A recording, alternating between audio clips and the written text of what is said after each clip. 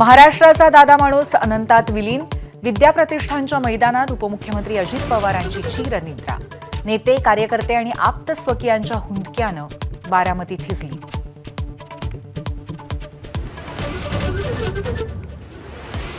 अजित पवारांच्या अखेरच्या क्षणाचे सोबती होण्यासाठी देशाच्या कानाकोपऱ्यातील राजकीय दिग्गजांची रीघ.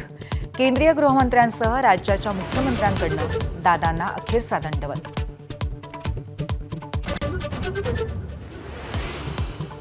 अजित पवारांच्या अकाली निधनानं राष्ट्रवादी काँग्रेसमध्ये मोठी पोकळी निर्माण. पत्नी सुनेत्रा पवारांनी अजितदादांची धुरा सांभाळावी, पक्षातूनच मागणीला जोर.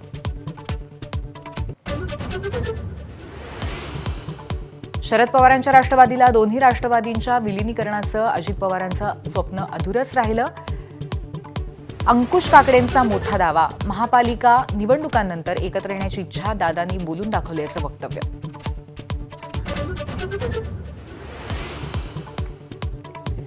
श्रद्धांजलीसाठी पानभर जाहिराती देण्यापेक्षा अजित पवारांवरचे 70,000 कोटींचे घोटाळ्याचे आरोप मागे घ्या.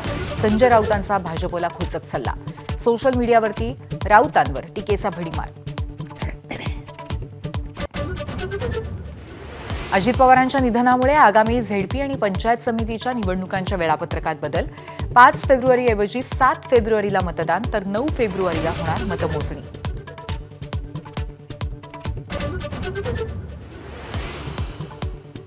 केंद्रीय आर्थिक सर्वेक्षण अहवालामध्ये राज्य सरकारच्या लाडकी बहीण योजनेवर ताशेरी. महसुली तुटीचा बोजा वाढल्याचं अहवालात निरीक्षण.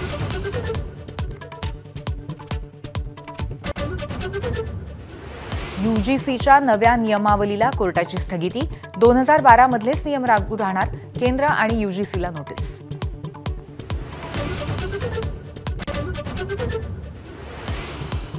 सोन्या चांदीच्या दरातील नवनवे विक्रम थांबता थांबेनात. चांदी किलोमागे 4,05,000 तर सोनं 1,82,000 रुपये तोळा.